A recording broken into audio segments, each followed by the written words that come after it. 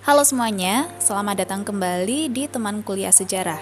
Bersama Ruli Sensei di sini, kita bakal bahas materi-materi di perkuliahan sejarah. Kalau kita ditanya, sejarah itu apa sih? Biasanya kita bakal jawab, sejarah itu peristiwa masa lalu, titik, selesai. Tapi hari ini Ruli Sensei mau ngajak kalian melihat dari sisi yang unik, yaitu pengertian sejarah secara negatif.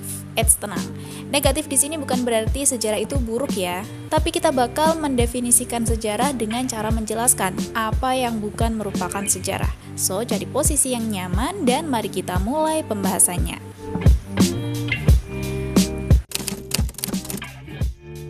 Poin pertama yang paling sering bikin orang bingung, sejarah itu bukan mitos.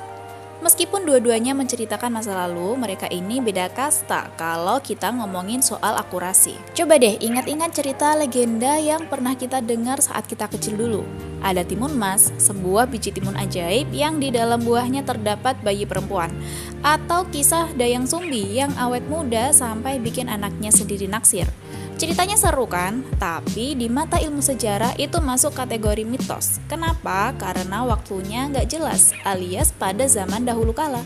Dan kejadiannya sering nggak masuk akal buat logika manusia modern. Sedangkan sejarah itu harus punya keterangan waktu yang persis dan masuk akal. Ruli Sensei mau kasih catatan penting nih.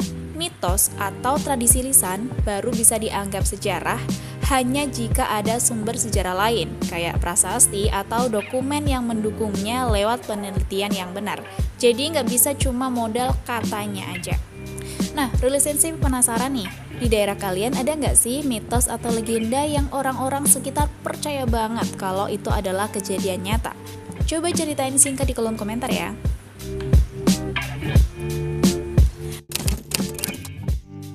Lanjut poin kedua, sejarah itu bukan filsafat. Mungkin kalian pikir, loh kan sejarah juga bahas pemikiran tokoh. Betul, tapi beda cara mainnya. Filsafat itu mainnya di ranah abstrak dan spekulatif. Seringkali filsafat itu memoralkan sejarah. Maksudnya, tokoh masa lalu cuma diambil buat jadi teladan moral saja. Tapi kalau sejarah, kita fokus ke hal yang konkret. Kita bahas manusianya, tempatnya di mana, dan terlibat di kejadian nyata apa. Ada tokoh penting namanya Leopold von Ranke. Beliau adalah bapak historiografi modern. Beliau bilang sejarah itu tugasnya menulis apa yang sesungguhnya terjadi. Jadi sejarawan gak boleh ngarang cuma demi bikin cerita yang bermoral kalau faktanya gak bilang begitu. Jadi harus objektif sesuai kenyataan. Nah, ini bagian yang agak teknis tapi keren. Sejarah itu bukan ilmu alam. Perbedaannya ada pada sifat hukumnya. Ilmu alam kayak fisika atau kimia itu bersifat nomotetis, artinya mereka nyari hukum umum yang berlaku di mana aja dan kapan aja. Contohnya, air kalau dipanaskan sampai 100 derajat pasti mendidih, mau di Jakarta, mau di London sama aja. Tapi kalau sejarah sifatnya ideografis. Artinya sejarah itu menggambarkan hal yang khas, unik, dan cuma terjadi sekali. Misalnya nih, revolusi Prancis. Itu unik banget. Walaupun sama-sama revolusi, penyebab dan vibes-nya pasti beda sama revolusi Amerika atau revolusi Indonesia. Sejarah nggak bisa dipukul rata pakai satu rumus pasti. Setiap peristiwa punya jiwanya masing-masing. Terakhir, sejarah itu bukan sastra. Ruli Sensei tahu, banyak sejarawan yang nulisnya puitis banget, sampai enak dibaca kayak novel. Tapi tetap ada garis pembatas yang tegas. Sastra itu modalnya imajinasi dan bersifat subjektif. Penulis novel bebas bikin dunianya sendiri. Tapi kalau sejarah, kita terikat sama realitas masa lalu.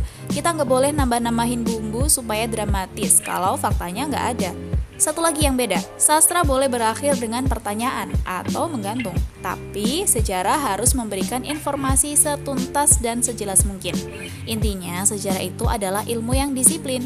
Harus nyata, spesifik, punya bukti, dan gak boleh ngarang demi estetika semata. Jadi jangan ketukar ya antara baca buku sejarah sama baca novel fiksi sejarah. Sekarang kalian jadi tahu kan kalau sejarah itu punya aturan main yang ketat, nggak asal cerita, nggak asal filosofis, dan nggak boleh asal imajinatif. Terima kasih banyak yang sudah mendengarkan episode teman kuliah sejarah hari ini. Jangan lupa klik tombol like, subscribe, dan Ruli Sensei tunggu interaksi kalian di kolom komentar. Sampai ketemu di episode selanjutnya.